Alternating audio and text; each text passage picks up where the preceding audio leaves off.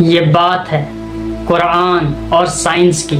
آج سے 1400 سال پہلے جب لوگ یہ سمجھتے تھے کہ آسمان سے پانی زمین پر صرف ایسے ہی آ جاتا ہے، اس وقت اللہ تعالیٰ نے واٹر سائیکل کے بارے میں پورا ڈیٹیل کے ساتھ قرآن میں ذکر کیا ہے۔ آج جس بات کو ماڈرن سائنس 16 اور 17 سینچری میں پتہ لگا کہ ہمیں بتایا ہے، آئیے ہم جانتے ہیں اس بات کو لے کر اللہ تعالیٰ نے 1400 سال پہلے اپنے قرآن میں کیا کہا ہے اس بات پر۔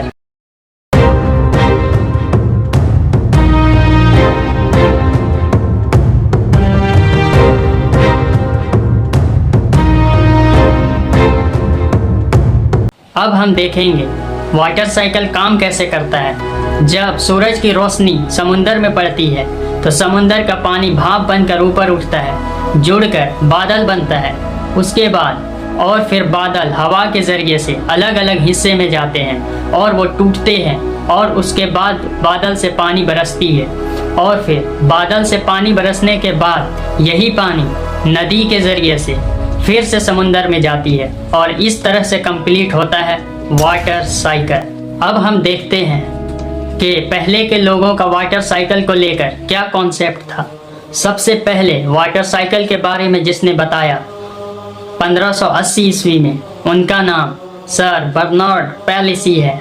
اس سے پہلے پراچین سمے کے لوگ کہتے تھے کہ ہوا سمندر سے پانی کو اڑا کر اوپر لے جاتی ہے اور پھر چھوڑ دیتی ہے، اس طرح سے پانی برستا ہے۔ پہلے کے لوگوں کو یہ نہیں پتا تھا کہ زمین کے نیچے جو پانی ہے وہ کیسے زمین کے نیچے جاتا ہے۔ لوگ سمجھتے تھے ہوا کا دباؤ سمندر میں پڑتا ہے اور پانی زمین کے نیچے چلا جاتا ہے۔ پلوٹو کے سمے میں لوگ سمجھتے تھے بادل سے برسا ہوا پانی جب زمین میں آتا ہے وہ کسی خفیہ راستے سے سمندر میں جاتا ہے۔ آج ہم جانتے ہیں کہ زمین کے اندر جو پانی ہے وہ جب بادل سے پانی برستا ہے اور زمین جس میں کریکس ہے ان کے ذریعے سے زمین کے اندر پانی جاتی ہے۔ قرآن میں اس کا ذکر ہے۔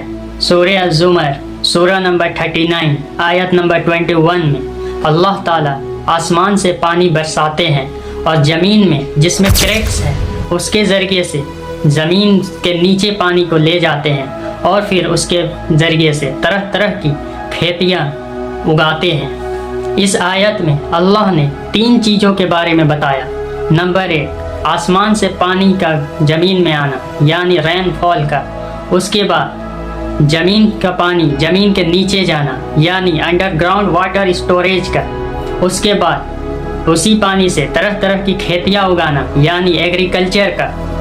اللہ تعالیٰ اس کے بارے میں ایک دوسرا جگہ ذکر کرتے ہیں۔ سورہ مومنون سورہ نمبر 23 آیت نمبر 18 میں اللہ آسمان سے پانی برساتے ہیں اور اس پانی کو جما سکتے ہیں اور اس پانی کو بہا سکتے ہیں۔ اللہ تعالیٰ اس کا ذکر کرتے ہیں قرآن میں سورہ طارق سورہ نمبر 86 آیت نمبر 11 میں کہ اور یہ جو پانی کا بھاپ ہے پھر سے یہ آسمان زمین میں پانی کو برساتا ہے۔ اللہ تعالیٰ اس کا ذکر کرتے ہیں سورہ ہجر میں سورہ نمبر 15 آیت نمبر 22 میں کہ ہم ہوا کے ذریعے سے بادل کو چلاتے ہیں۔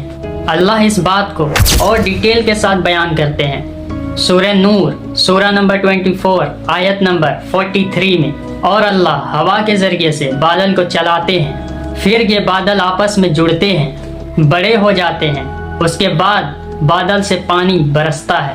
دوسری صورت میں اللہ تعالیٰ اس کا ذکر کرتے ہیں سورہ روم سورہ نمبر 30 آیت نمبر 48 میں اللہ ہوا کے ذریعے سے بادل کو ہلاتے ہیں اور لے جاتے ہیں، اس کے بعد بادل کو الگ الگ حصے میں لے جاتے ہیں، اس کے بعد بادل سے پانی برستا ہے۔